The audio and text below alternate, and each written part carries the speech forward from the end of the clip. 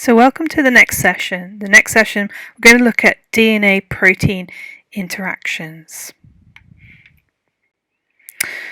So proteins bind to DNA to regulate a number of key processes that occur in the cell. So in general, proteins do not bind randomly to DNA. In fact, DNA binding proteins usually interact with exact DNA sequence and motif. This is normally a kind of very specified motif. So there are cases where proteins can bind non-specifically to DNA, and DNA binding proteins are normally involved in a number of different processes, including topology, modification, gene regulation, replication, repair, and transcription. So the DNA binding domain is often a small part of many. Okay, so the DNA binding proteins are usually composed of multiple domains that have alternate functions. So for example, we take the E. coli lac repressor. Now the E. coli lac repressor is made up of different components. Here we've got the operator DNA. Here you can see the DNA binding domain. So this actually binds the DNA. You have a flexible structural region, which is the linker. And then also we have the regulatory domain, which binds lactose. And also there's a tetramization region, which is not shown. And this allows the formation of protein tetramers. The major groove of DNA is a common binding site. And in fact, structural studies have identified a number of unique ways in which proteins interact with DNA. So in many cases, the protein acts via the major groove. So this is the larger groove. Remember, the DNA helix is made up of a major groove and a minor groove. The major groove is ideal because it can bind proteins. And here the base pairs are more accessible, and that's due to the hydrogen bonding. So the DNA binding proteins interact with nucleotides of DNA.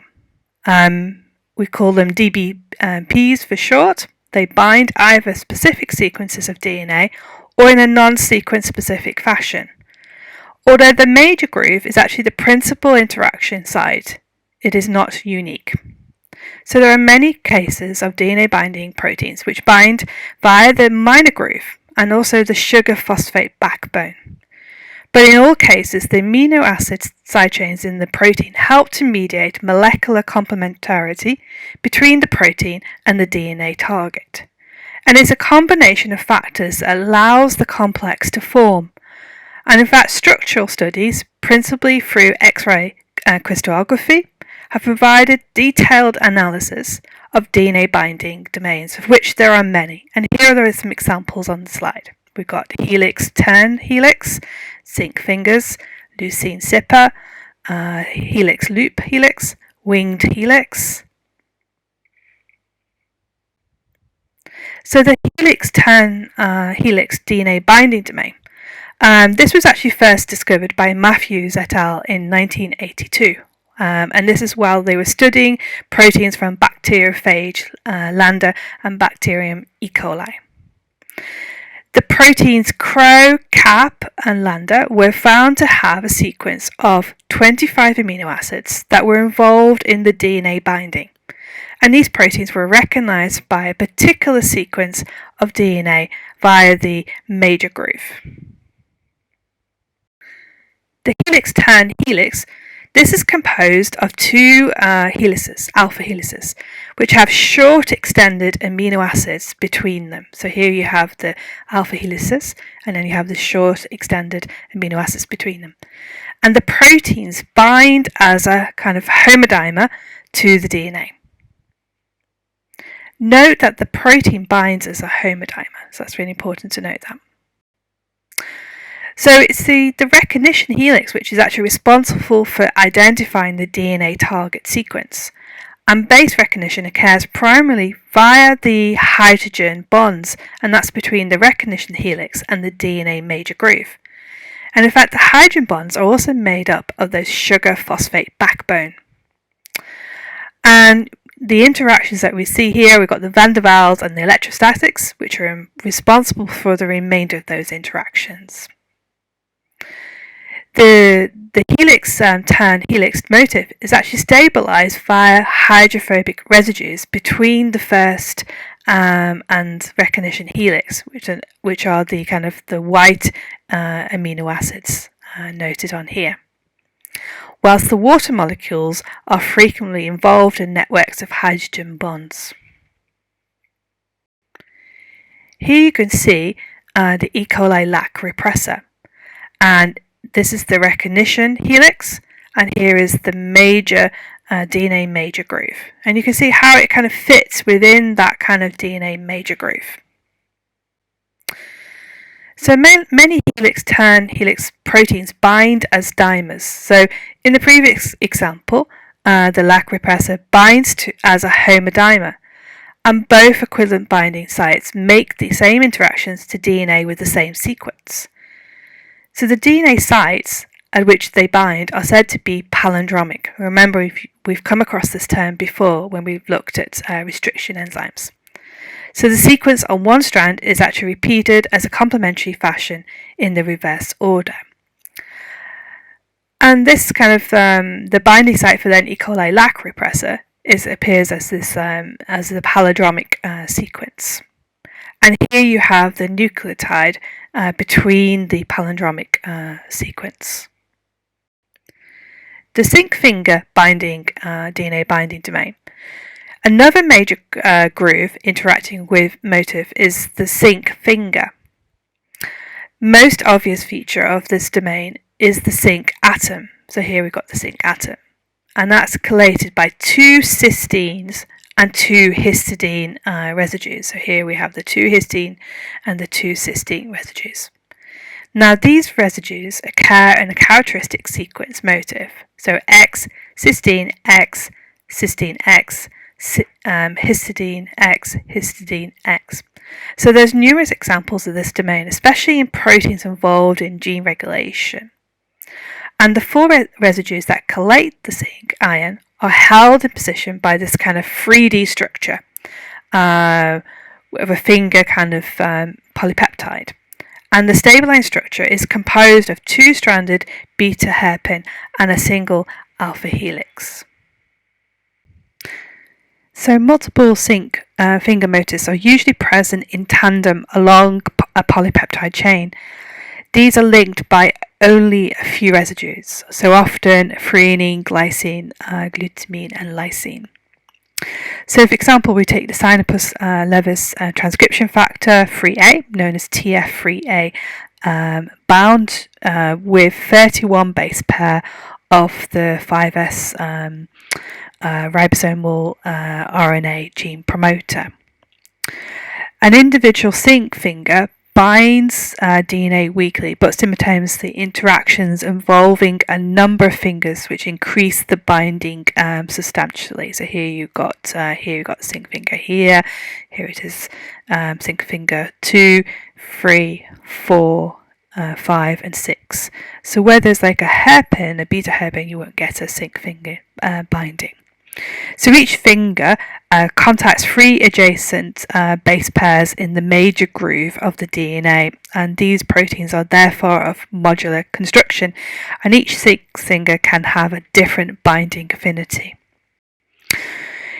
If we take the leucine CIPA DNA binding domain, so the basic leucine CIPA known as BCIP domain is very common in eukaryotic transcription factors. One part of the motif binds to a DNA major groove, okay, so while the other part is acting as a kind of dimerization domain, which is the leucine CIPA, and that contains a Leu residue of around about 7 amino acids, and the majority of the BCIPs are alpha helical in structure. So you can see here, this is the leucine dimerization domain, and here this is the part that kind of interacts with the DNA and binds to the DNA. Another example is the Nucleus Zone, which the Nucleus Zone is required for DNA supercoiling in eukaryotes. And here you've got the histone tails, which are involved in the regulation. Here you have the DNA, which is around about 146 base pairs, and within the center you've got this octameric protein core, which is made up of 2 copies of histone protein 2A, 2 copies of histone 2B, histone 3 and histone 4. The histone core must bind DNA in a kind of sequence-independent manner. So the hydrogen bonds to the phosphates are made from that kind of main chain amide nitrogen atoms of amino acids. Whilst there's extensive non-polar contacts that are made with the deoxyribose groups, and the hydrogen bonds and salt links occur frequently between DNA phosphate and protein basic and hydroxyl side chains. The electrostatic interactions are also critical for binding. So here it shows you like the DNA, which has a negative charge, and then the histones, which have a positive charge in the blue. So for the next part of the session, we're going to look at DNA protein methods and protocols, in particular DNase 1 footprinting and chromatin immunoprecipitation. So DNA footprinting essentially is a method of investigating the sequence specificity of DNA binding proteins in vitro, and this technique can be used to study protein-DNA interactions both outside and within cells. So the DNase 1 footprinting involves the enzyme DNase 1, which is known as deoxyribonuclease 1. This is an endonuclease which is encoded by the human genome DNase 1. And what the DNase 1 can do, it's a nuclease and it cleaves DNA preferentially at the phosphodiester linkages which are adjacent to the pyrimidine nucleotides, yielding a 5' phosphate terminated polysaccharide. It binds to the DNA via the minor groove and inserts a tyrosine residue into the helix. And this shows the interaction which kind of causes the minor groove to widen by about 3 angstroms. So it induces a bend of around about 20.5 degrees bend towards the major groove. And the 2 histidine residues, which are kind of located close to the phosphate group, initiate the DNA cleavage. So when we kind of look at DNase 1 footprinting, the DNase enzyme can exhibit, essentially, if you could imagine, it is able to kind of leave a mark in the sand. So if somebody was to kind of walk across the sand, you would always leave footprints. So essentially the DNase essentially would leave a mark. And it actually selectively, so it does not exhibit any sequence selectivity, and it appears to cleave some DNA sequences with greater efficiency than others. And when we perform gel analysis, so this is using a special polyacrylamide gel, this clearly indicates that it's a non-uniform pattern of DNA cleavage by the DNase 1. So this kind of shows you a DNA page gel of DNase 1 cleavage, and what you can observe, there is differences between the lanes. So here you can see this band is slightly stronger, and you can see areas where we don't have bands, but we can see it's kind of differential pattern according to the cleavage. This shows actually the DNase 1 cleavage analysis of various sequences. Here we've got 170 mer, and we can see the areas where you get DNA cleavage. This is 160 mer, and you can see where it kind of dips down. This is where we get kind of the cleavage is blocked, and that's because a protein is bound to that particular region of the DNA. So DNA's one footprinting kind of relies on the fact that binding of a protein kind of on a small ligand to the DNA will prevent the cleavage by the enzyme in that particular region. And this concept was actually first employed in order to demonstrate the binding of the Lac repressor protein to DNA operator back in 1978 by Gallas and Schmidt. So this is actually a figure from their paper, and what you can observe is that we have these are the fragments which are kind of generated from the DNA's one cleavage, and you can see different sizes. And what we can observe is whether or not we have binding of our repressor.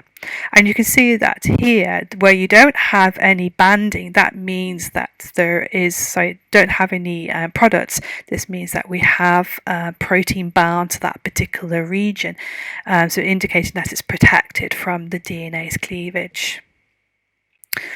Also, approximately 200 base pairs of the 3' labeled DNA are used in footprinting reaction, and therefore the cleavage products can be easily be resolved by denaturing SDS page. If the molecule or protein binds to a labeled DNA, then the cleavage is attenuated, and that's kind of relative to the control. And the conditions of the experiment ensure that each DNA molecule is cut only once. So here we take our genomic DNA and we then purify it using PCR to amplify our templates. Then we can label the templates containing our binding site, and then we add our protein of interest. After, we cleave the DNA with the DNase 1, and then we can run this on a denaturing polyacrylamide gel, and then this kind of gives us an overall pathway, the DNase 1 footprinting protocol. So here are the areas which are protected from the DNase cleavage show that we have a protected area, and potentially our ligand or protein is bound to this particular area. And you can see that quite clearly on this gel here. You can see that these regions here are protected, and it indicates that there's bound protein to that particular area of the DNA. If we take a look at chromatin immunoprecipitation, so CHIP actually starts with an in vivo covalent linking of protein DNA complexes. So this usually is accomplished by the use of essentially a crosslinker, which is a compound known as formaldehyde. But also we can use other types of crosslinking reagents, which have also been popular, such as EGS, which has a linker size of 16.1 angstroms, or DSG, which has a linker site of 7.7 angstroms, and which can actually trap large DNA protein complexes. So by using these, we can then fix our DNA bound to protein complex. So essentially, we cross-link our protein, okay, and then afterwards we then perform a shearing of the DNA by sonication.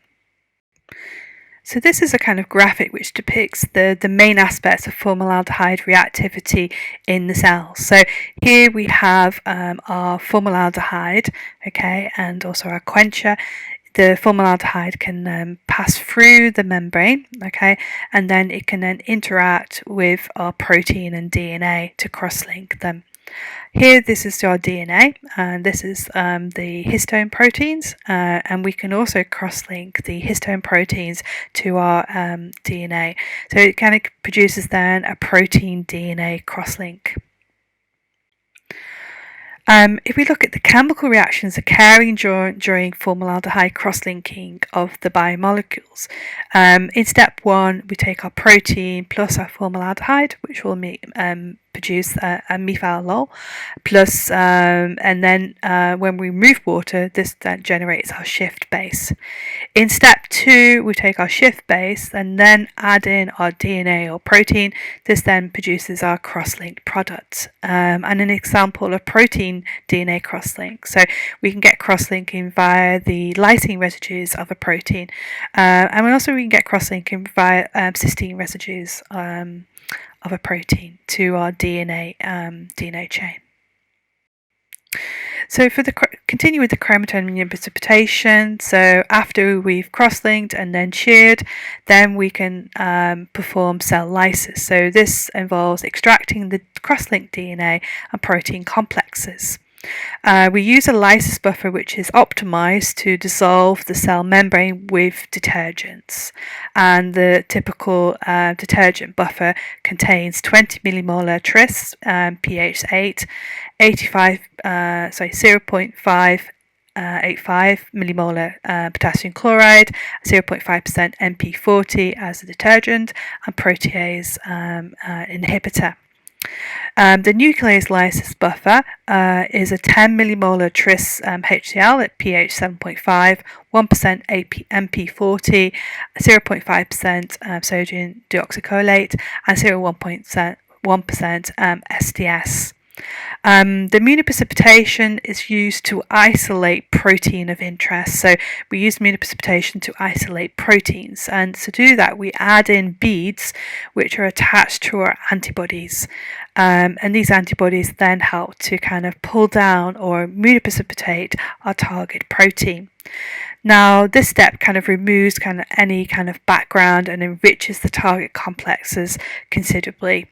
And the chip antibodies can be kind of specific to the target and also specific to an affinity tag, depending if we're using an affinity tag in our experiment. So things like a V5 tag or a flag tag, for example. And what happens is then we generate or precipitate a DNA protein antibody complex, which is then purified by using the antibody binding resin. So crosslinks are they can be reversed by heat incubation or the use of proteinase K to digest the protein component of the complex. And ultimately, CHIP allows one to determine if or where the target protein binds to a given DNA sequence in vivo. So this technique can also be adapted to novel ways, for example, if it's been utilized for high throughput drug screening or antibody validation. So this is an example of a paper, so fully automated high throughput chromatin immunoprecipitation for ChIP-seq, identifying ChIP quality P300 monoclonal antibodies. Protein-protein cross-linking. I thought to mention protein-protein cross-linking here because it kind of follows the theme of cross-linking. So we've actually used protein-protein cross-linking in our research, and we were looking at interactions of a protein involved in Alzheimer's disease called amyloid precursor protein. What we did was we generated a number of mutants of APP, and we used this, a single site for cysteine, and we moved the cysteine within the protein. Okay, so this is a type 1 membrane protein. So normally the N terminus is inside in the lumen, and the C-terminal region is in the cytosol. And we essentially generated different mutants. So here we've got the cysteine at position 25. Here we've moved the cysteine within the transmembrane domain, just a little bit further up in the middle of the transmembrane domain, and then we've moved it to the kind of cytosol or the cytoplasmic tail. And we used in this experiment we used a crosslinker called BMH, and BMH can crosslink cysteines, and we can actually then generate protein-protein crosslinks. When we run this on an SDS page gel, so what does this look like? So our product is normally, our nascent chain is normally running at about 14 kilodaltons, and when we add in the crosslinker we can generate different sizes of crosslink, and these are like immunoprecipitators. So like with the chip, we're using immunoprecipitation here, and so we can immunoprecipitate the crosslink. So here we've got a product just under the 46 kilodaltons, but in fact we get multiple products which are being generated. And actually we were interested to kind of study the interactions of this particular protein as it was being made at the endoplasmic reticulum. So in particular, as the ribosome comes in and docks, it's then called the translocation, which is involved in the import of polypeptide chains. So this is a kind of co-translational process. So as the protein is being made, it's being kind of fed through this channel into the endoplasmic reticulum. As it's being fed through at a given distance from the ribosome, there is a protease which helps to cleave off that signal sequence or the signal peptide. As the polypeptide chain is being made, fully synthesized, the ribosome can then be removed, but we can also add in a chemical called puromycin, which helps to dissociate this polypeptide chain from the ribosome. And then we can follow the events of what happens. So does it get inserted into the plasma membrane and what it interacts with? And so using cross-linking, we can actually synchronize this system and actually determine any interesting interactions using this type of method. So kind of move on to manipulating phenotypes. So why do we need to manipulate RNA and DNA? We need to do this because we want to study mutating model organisms and looking at kind of gene function. So here we've got the C. elegans. We can actually study the effect on the overall organism. We can study in the fruit fly. We can study this in the yeast and also in the bacteria. And we can generate library screens, so we've kind of considered already mutagenesis, but we can perform something called random mutagenesis. So this is analysing different phenotypes. We can use chemical mutagenesis, radiation mutagenesis that's using UV radiation or ionized radiation. We can also perform insertional mutagenesis, and this can be done in the fruit fly, in the mouse, in the plants, and also in the yeast. So mutating organisms, so we can look at kind of gene function, so the effect on the mouse, but we can also use cell lines, so such as fibroblasts or embryonic stem cells, or even epithelial cells. So when we look at the mutagenesis, we're looking at different things. So for example, we may want to look at the gain of function mutation or the loss of function. And this can be through different types of mutagenesis that we've discussed previously. So point mutations, truncations, deletions, or conditional loss of functional mutations. And I won't kind of focus on this too much because we've already kind of visited mutagenesis, but we can look at different types of mutagenesis and we can use PCR to generate our different mutants, especially if they're expressed on a vector. So site-directed mutagenesis, this is a primer design with kind of designed mutations, and we can perform PCR amplification of our unmethylated DNA. So the original DNA is methylated. So the original DNA, which is methylated, won't be. It will be amplified, okay. So, but this won't be methylated. So to remove the parental DNA, we can use a restriction digest of the methylated plasmid with DPM1, and then we can screen for our clones afterwards. For multiple site mutagenesis, so if we take our original methylated plasmid, then we can perform a multiple site mutagenesis and also along with recombination, and we can essentially perform different PCR reactions then to generate our new chimera. But this involves, it's quite technically challenging because then we have to design different primers against different regions. Often the primers are complementary, so remember they essentially will take a part of the sequence and design the primer so that we have the mutation within the center of that primer, and we'll generate multiple primers to then generate the sequence. So here's an example of another paper where we use site-directed mutagenesis, and we use site-directed mutagenesis to study interactions of the oligosaccharyl transferase core. So what we did in these experiments was we generated something called bovine preprolactin with arginine, and replacing the lysines at residues 4 and 9 of the wild-type sequence, which was used as a template for site-directed mutagenesis. And we made additional lysines located at residues 72, 78, 99, 136 and 154, which were all changed to arginine. And we also added something called a consensus and glycosylation site, which is introduced by replacing the sequence of YAQ at residues 74 to 76 of the wild-type region with NKT, and the resulting coding region was inserted into a PGEM vector. And then we also did this with the invariant chain as well, so another vector. So here, this was an example how we could change the sequence using site-directed mutagenesis to study interactions of a complex that's involved in glycosylation.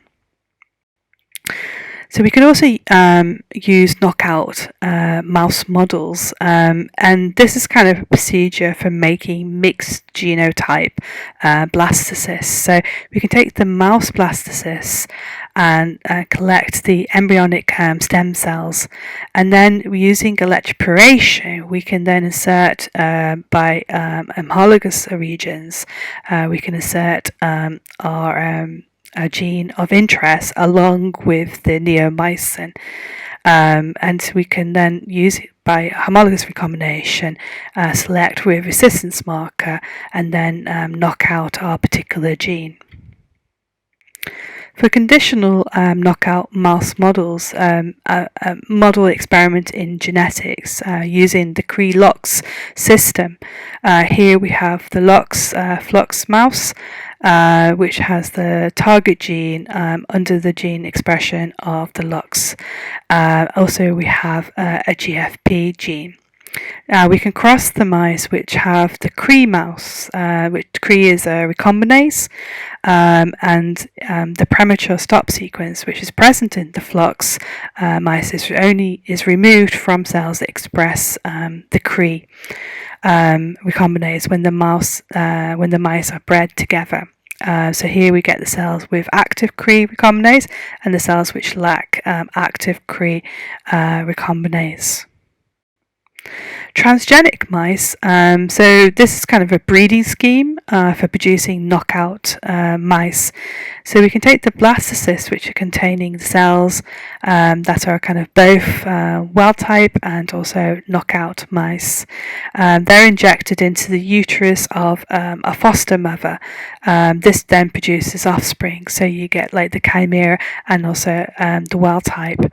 Now these are then crossed, so the chimera and the wild type are crossed, and then afterwards then we can generate essentially the heterozygote. So we always get the wild type. If we take the heterozygote, then we can then cross the heterozygote with the heterozygote to generate the homozygote. Protein detection. So we're going to shift our session now to protein detection. So why do we detect proteins? So it's important to detect proteins or to identify the protein of interest, because if we have a big population of proteins, then it's difficult to know what proteins we have there, and so we can use Western blot to detect those particular proteins of interest. So the Western blot procedure essentially is essentially assembling a sandwich. Okay, so here we have the anode, and then we stack Whatman paper. So normally we use 3 Whatman papers. Okay, so I have a certain thickness, and then we place a special membrane, either nitrocellulose or PVDF. Afterwards, then we place the gel on top, and then we put Whatman papers, which have been soaked in the special transfer buffer, and here we have the cathode. Okay, so we use a current to kind of allow the the current to pass through this sandwich. Okay, so it passes through the gel and allows the transfer of proteins in our gel, which we've run on a polyacrylamide gel, onto the membrane underneath. Okay, so we do this for normally about half an hour to 1 hour. Afterwards, we rescue the membrane. So the first step is then to block the membrane. So we need to block the membrane with a protein solution that will block any antigenic sites which may bind, which our antibody could necessarily bind to our membrane. So we use a blocking reagent. So normally that's a milk solution or BSA. And this is normally an incubation between half an hour to 1 hour, okay, at room temperature. Afterwards then we add our primary antibody. So this is normally against our protein of interest. Okay, so we make an incubation, normally 1 hour minimum or overnight. Then afterwards we then perform a wash 3 times. So we use a special wash buffer. So we either use something called PBS or TBS or TBS with tween. And we do that 3 times for at least 5 to 15 minutes. Then afterwards we then add our secondary antibody. So the secondary antibody is normally linked to something called horseradish peroxidase, and that will be against our first antibody. So if we used a rabbit antibody here, then we'd use an anti-rabbit antibody. So then we incubate for about 1 hour, and then we then wash again. So repeat the steps of washing 3 times. So it's really important to wash our membranes, because if we don't wash them properly, then they'll be very dirty, and we may not see our bands. And then afterwards, then we can then move to detect for our bound antibodies using the ECL solution. So to set up the Western blot, we can compare, say for example, the PVDF and the nitrocellulose membrane. So this is an important component of the Western blot. So the PVDF stands for polyvinylidene difluoride membrane. It's a stronger membrane, and it binds proteins through hydrophobic and dipole interactions, and the binding capacity is normally 170 to 200 micrograms per centimetre squared. It has high sensitivity and it's ideal for low protein expression, but has a high background. Now the nitrocellulose membrane is more brittle, so it tends to break quite easily. It binds proteins through hydrophobic interactions. You need to use methanol, so because the gels pose a size reduction, and the large proteins precipitate. You also have a binding capacity of about 80 to 100 micrograms per centimetre squared, so it's not ideal for kind of low protein expression. It has lower sensitivity and also low background, but it's ideal for small molecular weight proteins. So setting up our Western blot buffer, so there's a number of buffers that we use in the setup. So we've got the cell lysis buffer, which is the Ripper buffer, which is made up of 50 millimolar tris HCl at pH 8. We've got 150 millimolar sodium chloride, 1% MP40, which is our detergent, 0.5% sodium deoxycholate, 0.1% SDS. For the MP40 buffer, this is 20 millimolar tris HCl, pH 8, 137 millimolar sodium chloride, 10% glycerol, and 1% MP40 and 2 millimolar EDTA. So we can use different types of lysis buffer. The transfer buffer is normally, we normally set that, so that's a tris buffer, so a 48 millimolar tris with glycine, 39 millimolar, 20% methanol, and a very low percentage of SDS at 0.04%. For the blocking buffer, as I told you before, we use things like milk protein. So we've used normally a low-fat milk protein. So Marvel is normally the one that we use in the lab. So anything between 3 to 5%. We can also use bovine, which is BSA, bovine serum albumin. We can also use different animal sera. They're normally dissolved in TTBS. With tween, normally at 0.1%. The antibody hybridization, so we can use the wash buffer, which is the TBS, so it's tris buffered saline with 0.1% trine added to it. Kind of just focusing now on the antibodies. So antibodies have a particular structure. Okay, so we've got the hypervariable regions which differ between different types of antibodies. Here we have the antigen, so this is the epitope site. We've got the heavy chain, the light chain, and also this is the antigen binding site. So V stands for the variable region and C is the constant region. And we have different heavy chains which kind of determine the antibody classes. So around about 80% of total serum immunoglobulins are IgG, which is the most abundant, which circulates in the blood. We've got IgD, which is a monomer, IgE. So IgD is normally found on the surface of B cells. IgE is normally involved in allergies and in asthma. IgA, it's found on the mucosal surfaces, so it's a dimer normally. And IgM, this is a pentamer, and it's very efficient in a kind of early response. Western blot signal detection and chemiluminescence. So this is kind of typically used now for detection of protein bands. So essentially, the Western blot is a bit like the ELISA. So if you understand the principles of ELISA, so Western blot is a little bit like ELISA. So what we start off with, you've got the nitrocellulose membrane, and we have our protein target, which is bound to the membrane. Afterwards, then we add different antibodies. So here we've added the primary antibody. So that binds to. So the primary antibody binds to the protein of interest, and then the secondary antibody recognizes the Fc portion of the primary antibody. So if you're using a rabbit antibody, then we'd use an anti-rabbit here. If we're using a mouse, then we'd use an anti-mouse secondary antibody. So that binds, and then it has this horseradish peroxidase, okay, so HRP, which is attached. So this is the signaling molecule. So horseradish peroxidase involves a catalyst substrate oxidation by hydrogen peroxide.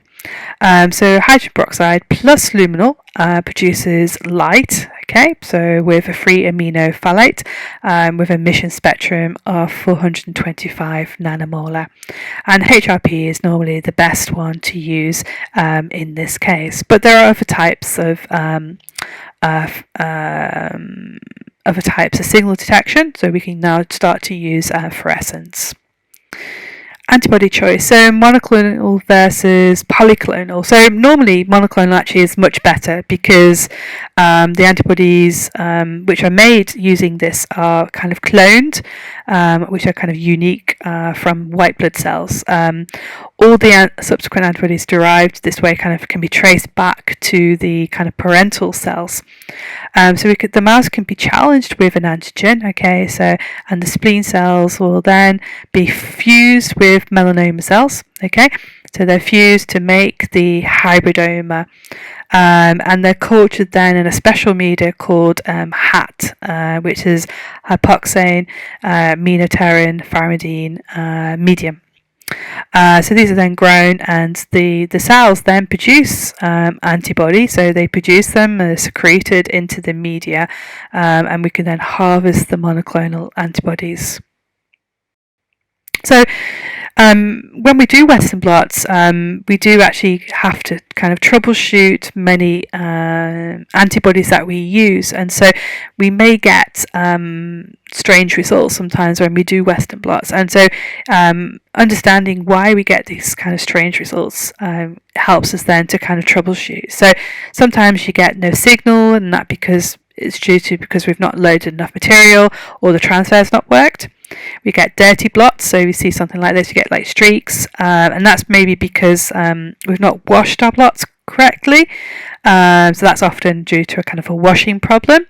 You see here, you can see the bands, but there's a lot of like noise in the background. Sometimes the gels don't run correctly, so they look a bit like distorted, and that might be just because the running buffer has kind of disappeared, so we need to kind of make sure the running buffer is topped up, and then maybe there's a leakage. Sometimes we get these kind of this kind of background here, and that because also due to a washing problem, but also the running of this particular gel is not great. It might be overloading of the sample, so that also may be a problem. When you get this like red signal, this is where you get overexposure, so it's best to kind of actually expose the blot for a shorter time. Sometimes we get dirty blots, and again that's due to probably not washing the blot correctly, or it might be a problem with the antibody, or it might be that we need to change the blocking step. Some blocking reagents actually react with our antibodies, so they, you may get signals because of that. Sometimes you get multiple bands, so you may get multiple bands on your plots, and that's probably sometimes that's just down to the antibody. Okay, so we may have to use less antibody, or we need to use more stringent washing. You may get weak or unclear bands, so that might be because of a transfer problem, or you've not loaded enough protein on your gel. You can see that here as well. Sometimes you get like this sort of like background, so it's a combination of many things going on. So this may be like some very dark areas that might be not washed properly, or there's some like overexposure. So this is actually being overexposed, and this is if you kind of reduce the exposure. So the ideal world is we get like nice clean bands. So you can see here these are kind of nice bands that run the correct size, and we always use, for example here this is using a loading control, so it's always good to use a loading control. Here they've got used Nucleophores as a loading control. Fluorescence Western blotting, the beauty about using fluorescence blotting is we can actually stain or look for multiple products in the same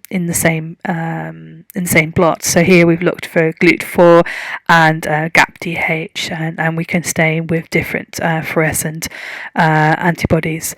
Now the nice thing about this is also that we don't need to use secondary, because the primary antibody, we've actually attached the fluoroform to the primary antibody, so it kind of reduces the steps involved in Western blot.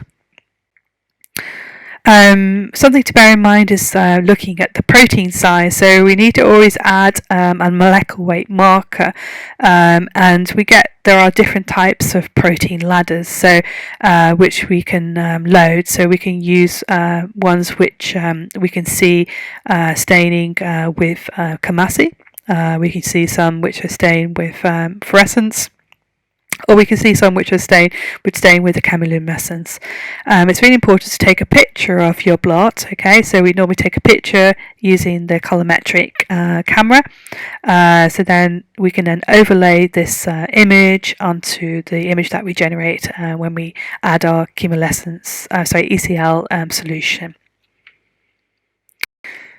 Other types of protein detection methods are, for example, ELISA. So ELISA stands for Enzyme-Linked Immunosorbent Assay. The basic principles of ELISA involve the binding of an antigen, the enzyme-coupled antibody is bound, and then we add the enzyme substrate, which is added. So that's a very simple kind of direct ELISA. A sandwich ELISA involves kind of multiple binding of antibodies. So first we use the antibody to capture. Okay, so we use the antibody which is bound to our plate, so we use a 96 well plate, and then we add in our antigen. The antigen then binds, so this will be from our sample. Afterwards, when we've got the bound antigen, we can then add the next antibody, which will have enzyme substrate added, and then we can add the secondary antibody, and then we can then add the enzyme substrate which is added.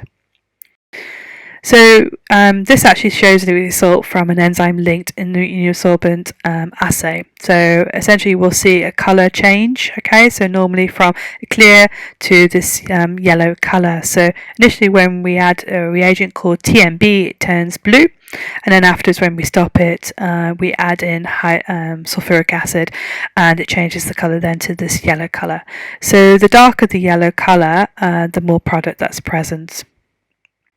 Other types of methods that we can use are fluorescence. So fluorescence involves using antibodies, which then we can have attached to them are fluorophores. So essentially we'll have our antigen, so it may be like a receptor on a cell, and then we add our primary antibody that recognizes, say here, receptor A, and then afterwards we add our secondary antibody, which has attached to it a fluorophore. And that fluorophore then can be excited using a laser. We then can, depending on what type of fluorophore, we can then generate a signal.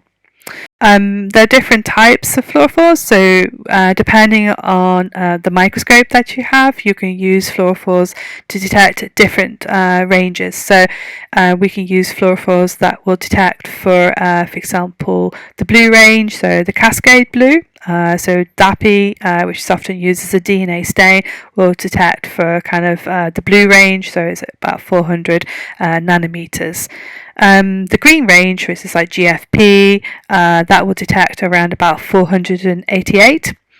So here you've got the excitation and the emission. Okay, so ideally you will have an overlap between the excitation and the emission.